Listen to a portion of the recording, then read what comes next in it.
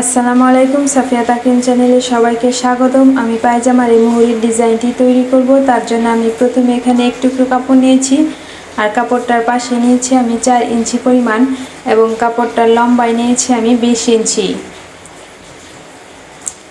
এখন এই কাপড়টাকে আমি 1.5 ইঞ্চি পর পর একটি করে চিহ্ন দিয়ে নেব।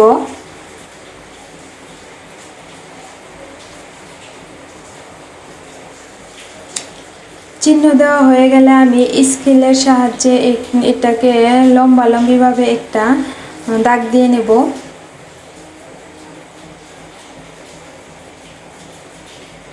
দাগ দেওয়া হয়ে গেলে আমি প্রত্যেকটা দাগে এইভাবে ধরে তারপরে আমি এখানে সেলাই করব।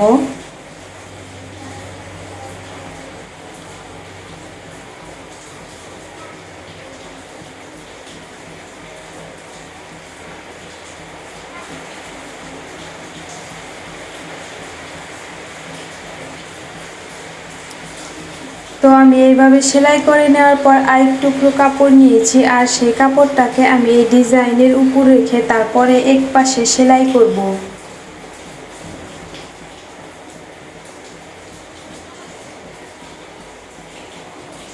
সেলাইটা হয়ে গেলে আমি কাপড়টাকে উল্টিয়ে তারপর ডিজাইনটির নিচে কাপড়টাকে দেব এবং উপরে এই কাপড়টাতে সেলাই দিয়ে আটকে নিব যাতে এটা খুলে না যায়।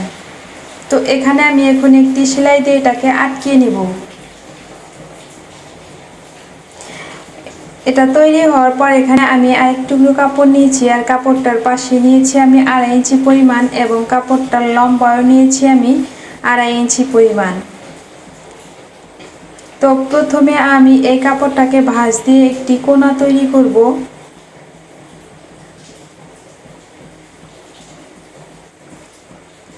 এটাকে আমি আরও 2 সাইড থেকে একটু করে ভাঁজ দিয়ে তারপরে একটি ডিজাইন তৈরি করে নেব।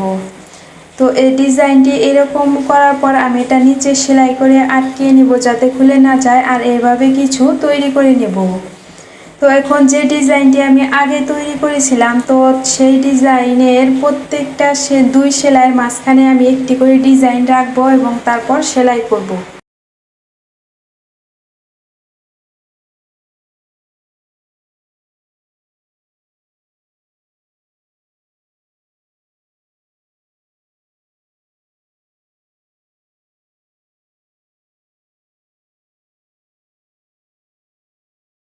তো আমার সেলাই হয়ে গেলে এখন আমি পায়জামার যে কাপড়টা আছে সেটাকে সোজা দিকে রাখবো আর যে ডিজাইনটি আমি তৈরি করেছি সেই ডিজাইনটিকে আমি উল্টো করে দিই, তারপরে পায়জামার কাপড় উপর রেখে এখন আমি এখানে সেলাই করব।